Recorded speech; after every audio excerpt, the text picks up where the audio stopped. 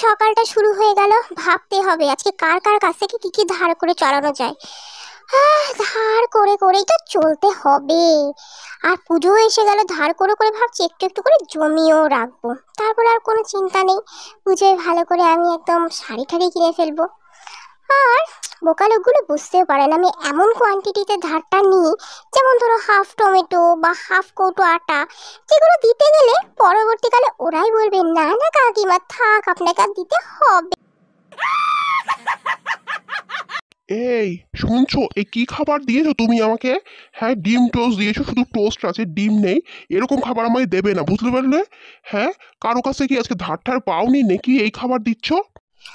আরে বসো বসো বসো, খাবার ছেড়ে উঠো না, খাবার ছেড়ে উঠো না। আসলে সকাল সকাল তো দাঁড়াও, একটু ভাবতে দাও কার বাড়ি গিয়ে ধারটা পাওয়া যাবে। হ্যাঁ, কার বাড়ি তারা মনে করতে দাও। কালকে কাকে আমি ডিমের ট্রে নিয়ে বাড়ি যেতে দেখেছি? ইয়েস, মনে পড়ে গেছে, ঝিল্লির মা। আমি হ্যাঁ হ্যাঁ আমি ঝিল্লির মাকে দেখেছি, এক ট্রে ডিম নিয়ে বাড়িতে গেছে। তুমি চিন্তা করো না, আমি 2 মিনিটে গিয়ে 3 মিনিটে ডিম নিয়ে ফিরে আসছি, তারপর তোমাকে খাওয়াচ্ছি। ও কুকুরটা, আমাকে যেন চিনিস না নাকি? সারাদিনই তো আমি আসি রে তোদের বাড়ি ধার নিতে, তো এসে তো ডাকার কি আছে?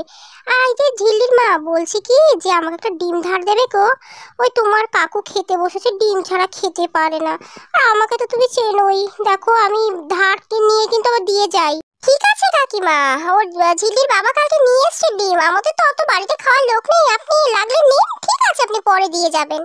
কি গো শুনছো? বলছি এই যে চা করেছি, কখন থেকে ডাকছি, চা ঠান্ডা হয়ে গেল। আর তাড়াতাড়ি খাবে, এসো। কখন থেকে নিয়ে আমি দাঁড়িয়ে রয়েছি, আসো আসো তাড়াতাড়ি এসো, দেরি করো না। বলছি কি মানে ওই ঝিলির মা, ওই ঝিলির বাবা তো চা করেছে, 1 কাপ চা যদি আমাকে ধার দিয়ে দিতে। মানে তোমার কাকু না আবার ওই ডিম টোস্ট খাওয়ার পর আবার চা খাবে, এখন আবার 1 কাপ চা করবো, আর তোমাকে পরে না হয় চিনি দুধ ছাড়া 1 কাপ চা নয় পরে আবার ফেরত দিয়ে যাবো।